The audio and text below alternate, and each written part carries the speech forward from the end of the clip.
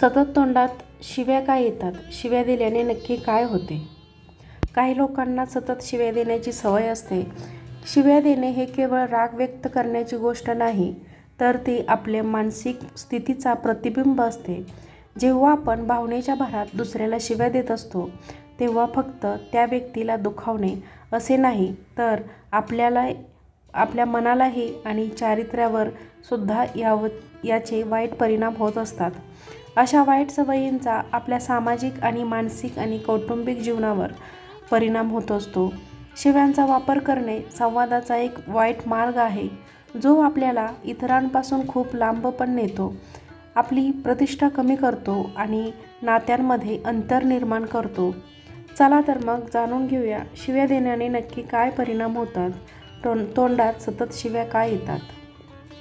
1.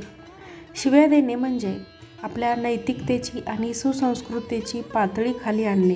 आपल्याला विचारसरणीचे आणि आचारधर्माचे प्रतिबिंब आपल्या बोलण्यातून दिसते. शिव्या देणारी व्यक्ती इतरांच्या नजरेत आपली प्रतिष्ठा गमावते. संवादाने आपली ओळख तयार होते.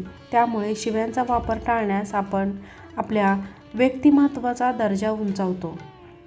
2.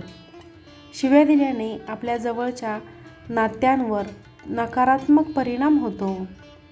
अशा शब्दांचा वापर केल्याने दुसऱ्यांच्या मनात दुःख आणि राग निर्माण होतो. त्यामुळे नात्यात तणाव येतो. एखादा कुटुंबातील सदस्य किंवा नवरा-बायकोला सतत शिव्या देत असेल, तर त्यांच्याशी आपला संवाद आणि विश्वास हरवतो. त्यामुळे नाते बिघडण्याची किंवा तुटण्याची दाट शक्यता असते. 3. मनात असंतुलन निर्माण होते. शिव्या देणे ही नकारात्मक भावनांची बाहेर पडण्याची पद्धत असते. जेव्हा आपण सतत अशा शब्दांचा वापर करत असतो, तेव्हा आपल्या मनात असंतुलन निर्माण होते आणि रागाच्या भरात तणाव आणि चिडचिड वाढते. शिव्यांच्या सवयीमुळे आपल्याला शांतीपूर्ण जीवन जगता येत नाही. 4. सामाजिक प्रतिष्ठा कमी होते. कोणत्याही सामाजिक कार्यक्रमात किंवा सार्वजनिक ठिकाणी शिव्या देणाऱ्या व्यक्तीची प्रतिमा नकारात्मक बनते. लोक अशा व्यक्तींना टाळतात आणि त्यांच्या बोलण्याला गांभीर्याने घेत नाहीत. त्यामुळे आपली समाजात किंमत कमी होते आणि मान-सन्मानसुद्धा राहत नाही. त्यामुळे व्यक्तिमत्त्वावर दीर्घकाळ टिकणारा वाईट परिणाम होतो.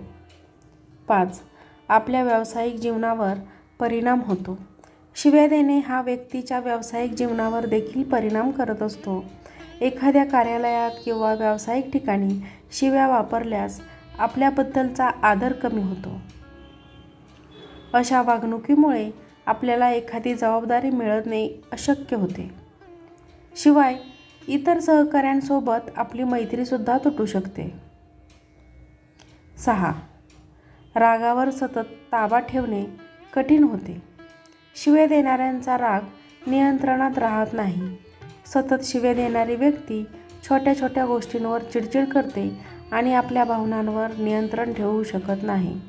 अशा व्यक्तींना रागावर ताबा ठेवणे खूप कठीण जाते. 7. मानसिक आरोग्यावर नकारात्मक परिणाम होतो. शिव्या देणे आपल्या मानसिक आरोग्यावरही वाईट परिणाम करत असतात. अशा नकारात्मक शब्दांचा सतत वापर केल्याने आपल्याला नैराश्य आणि चिंता लागून राहते. 8. शांततेचा अभाव निर्माण होतो.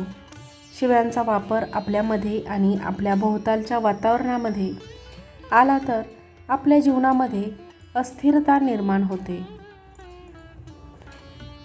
जेव्हा एखाद्या घरात किंवा समाजात अशा शब्दांचा वापर केला जातो, तिथे शांतता हरवते. आपल्या घरात किंवा कामाच्या ठिकाणी तणाव निर्माण होतो. घरात लहान मुले असतील तर तीही अपशब्द बोलू लागतात आणि त्याच शब्दांचा उच्चार ते बाहेर समाजात देखील करतात. 9. शिव्या देत असताना त्या व्यक्तीच्या शरीरात अनेक नकारात्मक आणि रासायनिक बदल घडत असतात, ज्यामुळे मानसिक आणि शारीरिक आरोग्यावर परिणाम होतो. अशा स्थितीत शरीरात त्वरित काही प्रक्रिया उमटतात, शिव्या देण्याच्या वेळी राग आणि तणावाच्या तीव्रपणामुळे शरीरात कॉर्टिसोल आणि एड्रिनालिन या तणाव संबंधित हार्मोन्सची पातळी देखील वाढते. हे हार्मोन्स पुढीलप्रमाणे बदल घडवतात. 1. हृदयाची गती वाढते. रक्तदाब आणि हृदयाचे ठोके वाढतात, ज्यामुळे रागाच्या वेळी हृदयावर अधिक ताण येतो आणि रक्तदाब वाढतो. उच्च रक्तदाबामुळे दीर्घकाळ हृदयविकार होण्याची शक्यता देखील वाढते. 2. शिव्या देत असताना हे मेंदूतील राग, आनंद आणि भावनिक प्रतिक्रियाचे संतुलन वाढत जाते. 3. रागाच्या आणि शिव्या देण्याच्या स्थितीत शरीरातील श्वास घेण्याचा वेग वाढतो. फुफ्फुसांमध्ये जास्त ऑक्सिजन घेण्याचा प्रयत्न होतात, परंतु यामुळे शरीरात ताण निर्माण होतो. हृदयावर अतिरिक्त भार पडत असतो. 4. पचनावर परिणाम होत असतो. तणावाच्या स्थितीत पचनसंस्थेवरही परिणाम होतो. शिव्या देत असताना तणावामुळे शरीरातील पचनक्रिया मंदावते, कारण मेंदू शरीराच्या इतर भागांना अधिक ऊर्जा पाठवतो. त्यामुळे अपचन, ॲसिडिटी आणि पोटाचे इतर विकार उद्भवू शकतात. 5.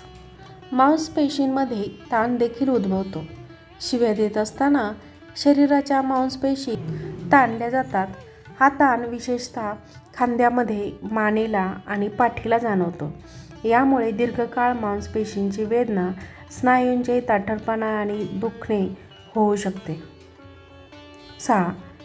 रक्तातील साखर पातळी वाढते. तणाव आणि रागाच्या वेळी शरीर अधिक ऊर्जा बनवण्यासाठी रक्तातील साखरेची पातळी देखील वाढते. यामुळे मधुमेह असलेल्या किंवा रक्तातील साखर नियंत्रण ठेवण्याची गरज असलेल्या लोकांसाठी ते घातक ठरू शकते. त्यामुळे शरीरावर होणारे परिणाम हानिकारक असू शकतात. ज्या व्यक्तीला शिव्या दिल्या जातात त्याच्या मनातही काही विशिष्ट मानसिक आणि भावनिक प्रक्रिया सुरू असतात. तो समोरच्या व्यक्तीला तितक्याच नकारात्मक ऊर्जेने पाहत असतो. त्या व्यक्तीला प्रचंड अपमान झाल्यासारखं वाटू लागते. त्यातून त्यांच्यात अस्वस्थता निर्माण होते, ज्यामुळे ज्या व्यक्तीला राग, दुःख किंवा नकारात्मक भावना येऊ शकतात. यातून तुम्हीच पाहिलं असेल, तुम्हाला कोणी शिव्या दिल्या असतील तर इतर कोणत्याही रागापेक्षा या वेळेला येणारा राग हा भयंकर असतो. समोरचा त्यावेळी रागाच्या भूमिकेत असतो आणि शिव्यांचा प्रतिकार करण्याचा विचारच करत असतो. त्याचा आत्मसन्मान दुखावला गेल्यामुळे तो त्वरित प्रत्युत्तर देऊ शकतो. काही वेळा जर त्या व्यक्तीला शिव्यांना तोंड देण्यासाठी ताकद नसली किंवा ती परिस्थितीवर नियंत्रण ठेवण्यास तो व्यक्ती असमर्थ असेल तर त्यांच्यात निराशा किंवा असहाय्याची भावना निर्माण होते. यामुळे त्या व्यक्तीला मानसिक ताण येऊ शकतो आणि तो डिप्रेशनमध्ये सुद्धा जाऊ शकतो. त्यांचा आत्मविश्वास कमी होऊ शकतो. शेवटी ती व्यक्ती कशी प्रतिसाद देते हे तिच्या संस्कारावर, व्यक्तिमत्वावर, आत्मविश्वासावर आणि मानसिक स्थितीवर अवलंबून असते. त्यामुळे मित्रांनो, शिव्या देणं योग्य आहे, कारण ते इतरांना दुखवू शकतं आणि नातेसंबंधावर नकारात्मक परिणाम करू शकतं. याउलट जर व्यक्ती आपल्या भावनांना योग्य प्रकारे व्यक्त करण्यासाठी योग्य शब्दांचा वापर करत असेल तर त्याने समस्या अधिक चांगल्या प्रकारे सोडवल्या जाऊ शकतात. शांतपणे संवाद साधणं, समोरच्याला समजून घेणं हे आपल्या सुसंस्कृतपणाचे लक्षण आहेत. आपल्या संस्कारांचा ते प्रतिबिंब आहेत.